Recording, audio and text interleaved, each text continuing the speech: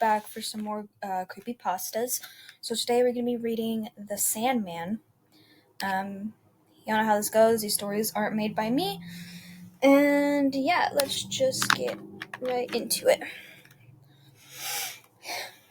Go to bed and wait for Sandman. Even as it came out of James' mouth, it seemed to him a strange thing to say, and he was not entirely sure why he had, but for some reason it worked. Daniel went to bed. The next morning, though, he asked, "What does Sandman look like?" James was making breakfast. Daniel sat at the table, short legs swinging under his chair. "Nothing really. It's just an expression." "What does it mean?" "Just something people say." He put a plate of eggs in front of Daniel and kissed him on the top of his head, and he thought that would be the end of it, until he saw the Sandman for himself. He was getting ready for bed and stopped by Daniel's room to check on him while he slept, as he often did. It was such a routine precaution that when he saw a pale, naked man sitting at the edge of Daniel's bed, rocking back and forth, it took a moment for him to process what he was seeing. He reacted the way any father would, of course. He ran into the room screaming, and for a moment he thought about attacking the intruder. But then the man on the bed turned, and that's when James saw that it wasn't really a man. It was a pale, slithery thing, hairless and warped. Its joints were turned the wrong way, and its body was out of shape with itself. When it moved, it was like an insane marionette dancing on stage. James froze. The skittering thing watched him. He felt spreading warmth, and he realized that he pissed his pants. Only remembered that Daniel was still there in bed, staring at a broken-shaped thing sitting a foot away. Did he regain the courage to move? He grabbed Daniel and ran. In the hall, he turned to see if the thing would follow them, but they didn't. For a moment it watched, and then, moving like a non-stop motion nightmare, it crawled to the window and jumped out, leaving only the billowing curtains to mark its passing. James had trouble talking to the police. He reported a break-in, but when asked to describe the intruder, he didn't know what to say. How could he make the ordinary man in blue uniform sitting at his kitchen table while two of his colleagues searched the house understand a thing he'd seen? He couldn't even understand it himself. To make it worse, Daniel's memory did not correspond to James. He described an ordinary-looking burglar. "A man in a mask," he said. James thought about it. Had it been a mask? No. It wouldn't have been a full costume, an elaborate one, something that they would have used for a movie, and that would not explain the way it moved.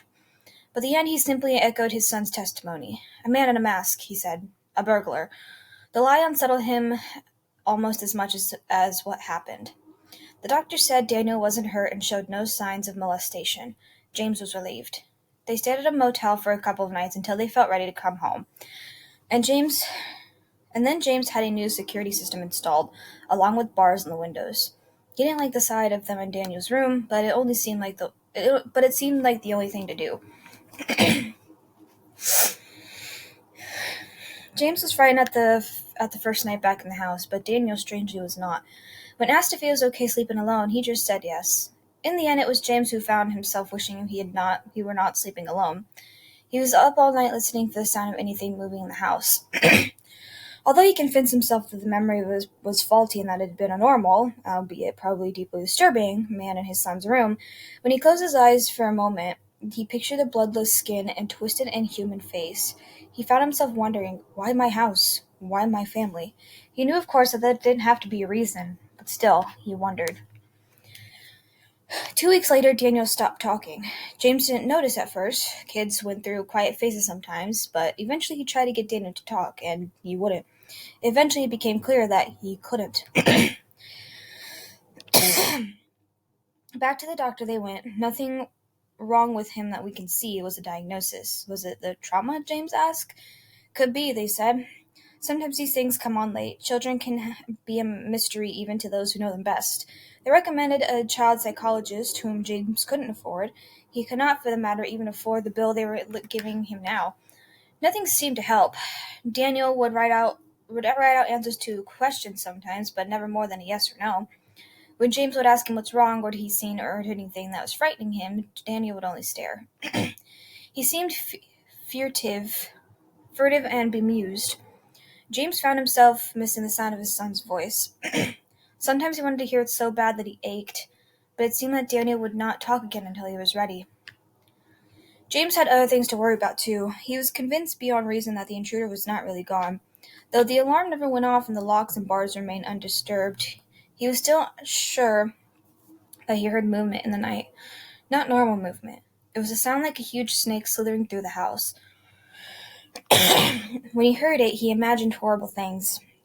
Nothing was ever there when he went to investigate, though. He often thought he glimpsed something just out of the corner of his eye, a pale foot or misshapen shadow that would slink away as soon as he turned.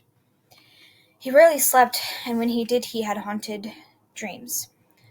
Soon he realized that he had not left his house in a week. Hold on.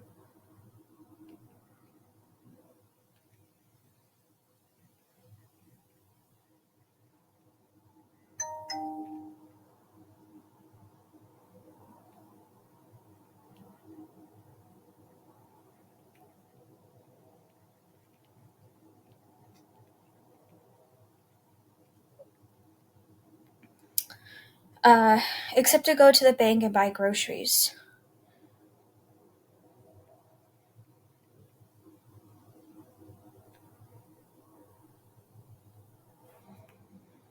He felt hemmed in with Daniel acting mute. He hadn't actually had an actual conversation with anyone in weeks, so he called his mother.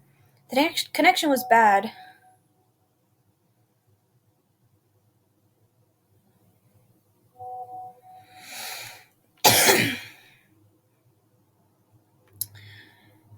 And her voice sounded faint, on the verge of not being there at all. "I guess I'm okay, Ma," he said, pausing to wipe the sweat from his palms, then make sure he could hear Daniel playing in the next room. "But things have been a little rough. We had a break-in." "Oh, how awful," Mom said. "Did they take anything?" "Nah, just ran off. It was weird, though, and I haven't felt comfortable since then."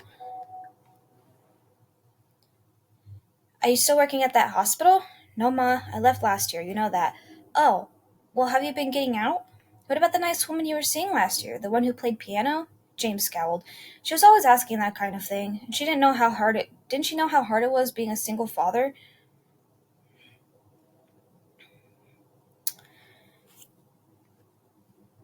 That he didn't have the time. He was about to say something when he was about to say so when something made him pause.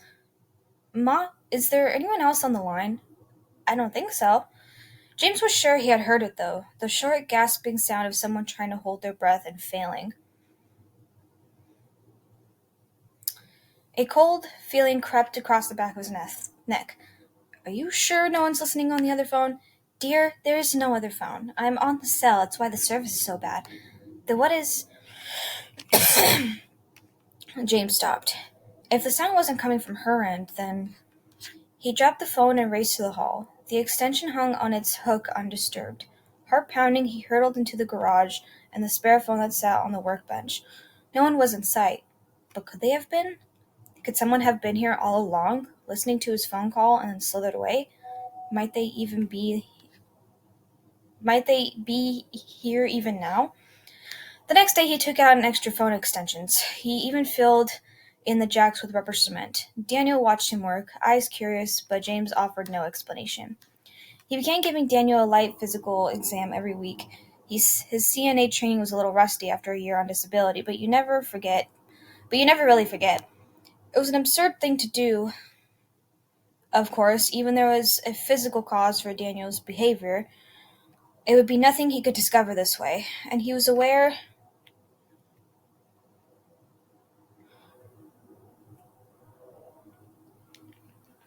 On some levels, it was a compulsive behavior. Nevertheless, it made him feel better. One morning, James set the uh, diaphragm of the stethoscope again against Daniel's chest, but he could not locate a heartbeat. He moved his hand in the search for the right spot, but to no avail. Then, to test it, he listened to his own heartbeat. It came through steady and clear, but when he checked Daniel again, he didn't hear anything. A thought came unbidden to him of the Tin Man in Wizard of Oz, whose chest was empty as a kettle. A sick feeling rolled in his stomach. He threw the stethoscope down and grabbed Daniel by the shoulders, looking into his face. Daniel stared back with bright eyes. He even smiled a little, with the corners of his mouth. James felt the tingle of tears, and he swept his son up in his arms and hugged him, and Daniel hugged him back. Then James put his shirt back on him and set him to play. The stethoscope, he decided, was broken, so he threw it in the trash. Things got worse. James's terrors were no longer regulated to the long hours of the night. Now it seemed that some creeping, some skittering and scuttling, some unknowable noise in the dark, in some dark corner or another, filled every second of his day. The thought of how big the house really was started to weigh on him. There were so many rooms he wasn't in at any given time, so many places someone or something else could be. He imagined strange figures occupying the rest of his home when he wasn't around, melting into the walls or merging with the shadows whenever he turned on a light or opened the door. How would he know if it was there? How would he ever know? Soon he didn't even have to be outside of the room to imagine it. When he walked up the stairs, he pictured pale figures lurking beneath them. And when he went down the hall, he pictured a crawling thing slithering behind the walls, shadowing his every step. If he sat too long in some chair, he imagined it was right behind him. He was never comforted when he turned around and nothing was there, as he could only guess it meant that it moved swiftly and silently behind him once again. Wherever he was not looking right now, there that was where he had imagined it to be. He was losing his mind, he knew. The only thing that helped cling to his sanity was that Daniel seemed undisturbed. Other than his muteness, his behavior was perfectly normal, and whenever he seemed to have a sense that his father was troubled, he would hug him, or squeeze his hand, or even smile. Sometimes when he left the room, James cried. One night he found himself creeping around the house with no lights on at 2 o'clock in the morning. If the intruding had taken to violating his daytime activities, then he would get his revenge by confronting it on its own terms, the night. And really, night was no more frightening now than day. It was almost interchangeable. He padded barefoot down the halls and up the stairs, in and out of disused rooms. Sometimes he stopped to listen, hoping to locate it by sound. It was a stealthy, creeping thing, he knew, but it was awkward at times, and it couldn't always keep its strangely shaped limbs from making their distinct, irregular footsteps. The smallest noise would give it away. There was one room he suspected it spent most of its time, the spare bedroom. Not a bedroom at all, really, more like a closet, just large enough to accommodate a bed if they were so inclined. It was unpainted and uncarpeted and drafty. He always meant to fix it up, but he didn't come in here very often because he disliked the bare, unused look of it. It made him think of a partially dissected corpse. He came in now, though. If the thing made its nest any one place in this house, it would be it. Of course, there was nothing there now, but that didn't mean that there was nothing there. He cursed, running a hand through his sweat-dampened hair. What was he missing? How did it hide from him? What was its secret? He peered into the room's empty corners one by one, getting his face a few inches from the plaster and floorboards so he can be certain that there was no space for it to conceal itself. The light bulb flickered. He froze. Oh my God, he thought. It's on the ceiling. He pictured it crawling above him like a huge pale lizard, and that's how it gets around, he thought. That's how it escapes any time I should have it cornered. It just scuttles up the walls and hides right above my head. He imagined it dangling down behind him like a spider. If I turned around, he thought, it would be there, hanging with its face right next to mine. He held his breath, and he did not want to turn around, but he had no choice. It was between him and the door. With a quiet sob, he rounded on his heels. Of course he was alone. There was no man on the ceiling. He checked twice. Maybe I crawled out. I was waiting for him in the hall, but when he checked there, the coast was once again clear. It should have been a relief, but it wasn't.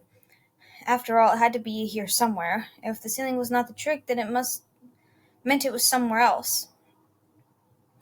Something even more strange, even more clever.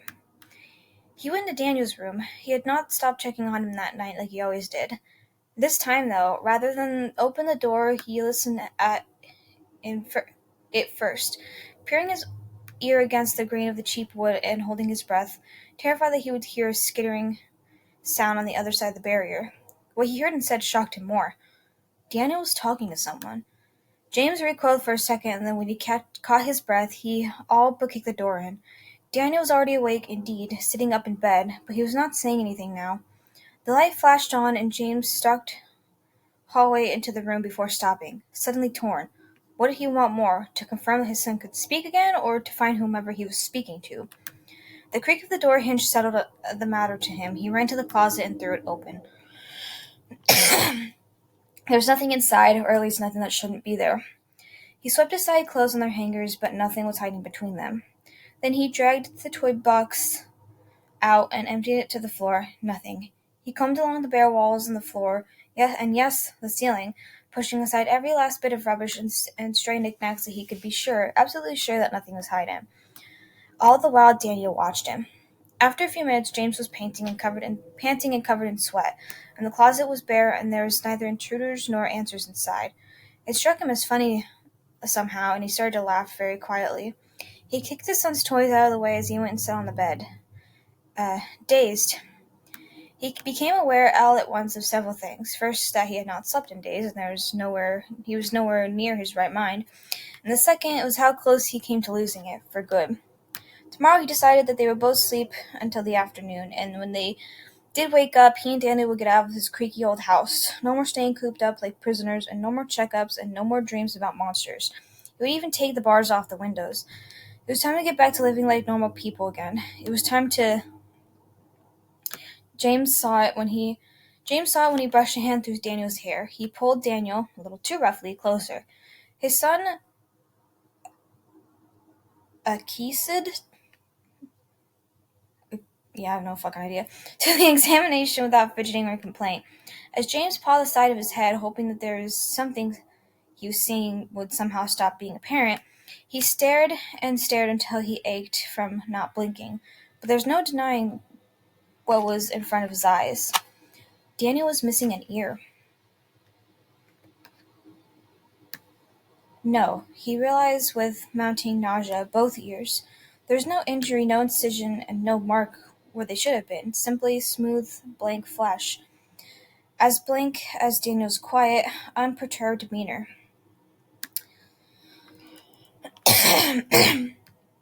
James swept him up in his arms and ran into the hall. He was not sure where he was going, what he was meant to do when he got there. He just knew that there was now nothing more important than getting his son out of the house. But their path was cut off. A naked man sat in the hallway with his back to them. No, not a man, James recognized. James recognized it was stretched limbs and stooped shoulders. The pale thing squatted on its haunches, rocking back and forth like it was palsied. It almost seemed to be in pain. James hugged his son closer and backed away, then heard Daniel's voice. Daddy? James turned to Daniel and heard the voice again. Daddy. But Daniel's lips haven't moved. James looked back at the hunched figure. Its head jerked when it talked like a tick. Hello, Daddy.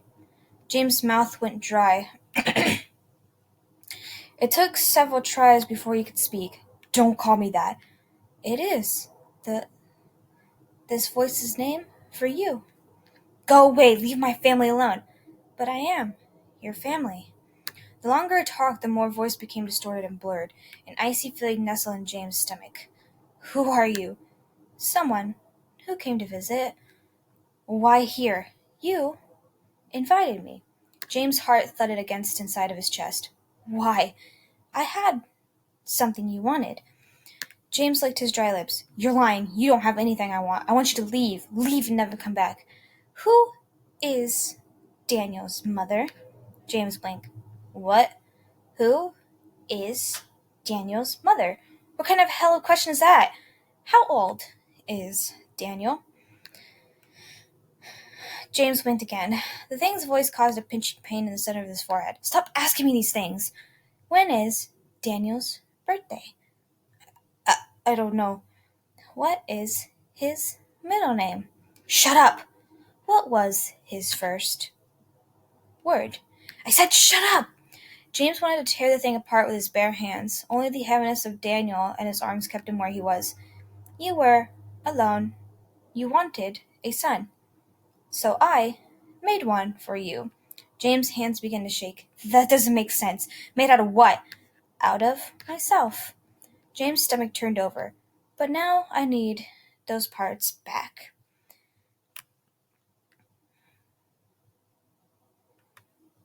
Daniel picked at James's shoulder to get his attention. Something was strange about Daniel's face. Danny, open your eyes. Daniel scrunched his eyes shut tighter. Open your eyes. Danny? Danny, open your eyes. Open your eyes. Daniel shook his head, trying to refuse, but he couldn't hold it forever. Eventually his eyelids flicked up and James saw the truth. Daniel's eyes were gone. James almost dropped him. For a second he wanted to throw his son down so that he could stop looking into those empty holes in his face. Daniel opened his mouth as if to speak, but of course he had no voice. He is coming back. To be a part of me. Again. No, no, no, no, no. You give him back. Give him back. I cannot. It has been too long. I warned you. This would happen. You're lying. You're lying. You're a fucking liar. Give me my son back. Give him back. I do not lie. I warned you. He cannot exist forever, but you do not remember. You can only remember what I want you to. You forget all the times we have talked. Daniel felt like a doll or an empty bag.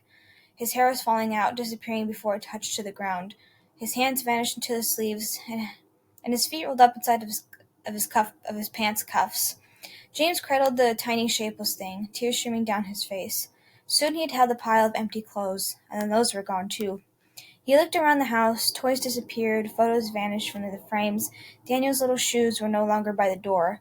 James turned towards Daniel's room and confronted a wall where the door should be.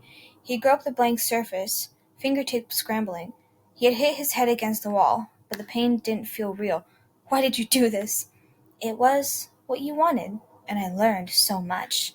This is impossible. People will ask. People will wonder. The police, the hospitals, the people in the neighborhood, they have already forgotten him.